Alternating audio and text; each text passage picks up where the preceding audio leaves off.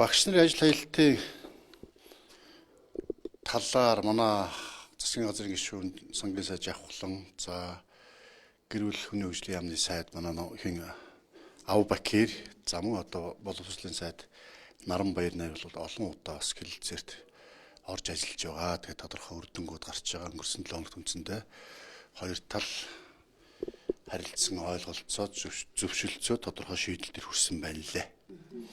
Тэгээд үндсэндээ бол эхний ээлжинд багш нарын цалинг тодорхой хоор нэмэгдүүлэх 26 оны 1 сарын 1-ээс за мөн одоо 26 оны бас 7 сарын 1-ээс тодорхой хоор нэмэгдүүлэх тодорхой тоонууд дээр бас ойлголцоо тохирсон гэж ойлгосон.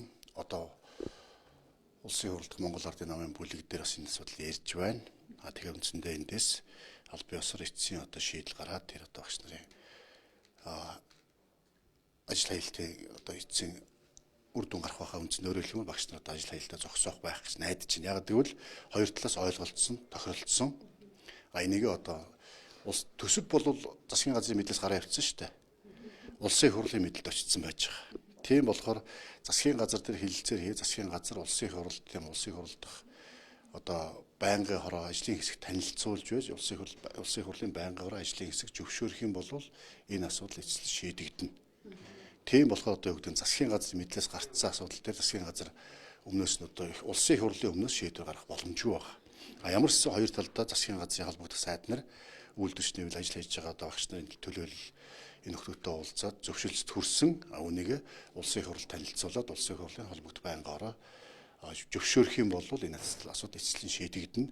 Би бол нааштай үр дүн гарна итгэлтэй байна. Улсын хурлын гишүүд санал гаргаад энэ танаж болох зардлуудыг хэлээд байна шүү дээ. Жишээлбэл машинууд маш их байна, зарим тоног төхөөрөмжийн зардал их байна гэдэг ийм саналуудыг гаргаад явуулсан. Энэ дээр та ямар барьцлалтай байна?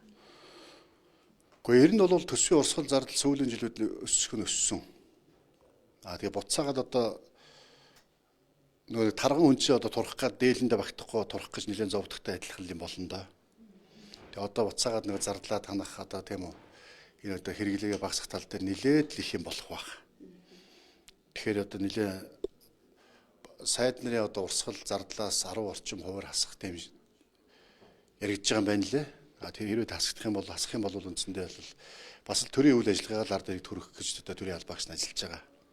Тэнд чи одоо гэрэл цахилгаан, шатхуун тэгээд халаалт тэгэл одоо бусд одоо олон зардлууд байдаг.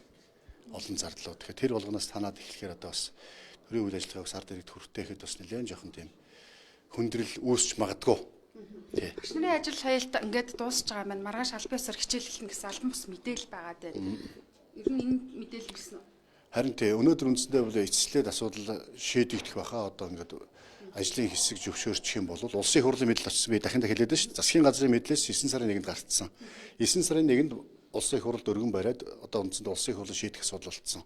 Гэхдээ засгийн газрын гишүүд маань улсын хурл мэднэ бид мэдэхгүйгээ суугаагүй холбогдох сайд нар бол бас л одоо олон хоног олон удаа дараа уулзсаар байгаад шийдэлд хүрсэн. Одоо улсын хурлын ажлын хэсгийг байнгын хороо зөвшөөрчих юм бол асуудалгүй болчихно. Өнөөдөр эцсийн шийдэл гарчих байхаа. Араас нь эрүүл мэндийн сайд салбарынхан бас ажил хайна гэдэг мэдээлэл хэлсэн шүү дээ. Харин одоо бас уулын тэгмэргүй л байгаа юм даа бас тий. Бүгдээрээ л тангар өргөсөн албаагч нар ард түмнийхөө төлөө төрийнхөө төлөө бас тий зүтгэнэгээд тангар өргөсөн албаагч нар. Тийм болохоор бас улс орныхоо төсөв эдийн засгийн хүндрэлтэй нөхцөл байдлыг бас ойлгоод зөв ойлгоод бололцоо боломжоор л одоо бас улсын хурл засгийн газар хичээж ажиллаж байгаа. Энийг бас нэг хүндэтгэлтэй хандаад асуудлыг аль болох нааштайгаар шийдээд бас өргөсөн тангарахтаа бас үнэж байгаасаа л гэж хүсэж байна. Оюун толгойн зээлийн үг оруулах хэлээр юм. Оюун толгойн зээлийн хөв тооцоолууд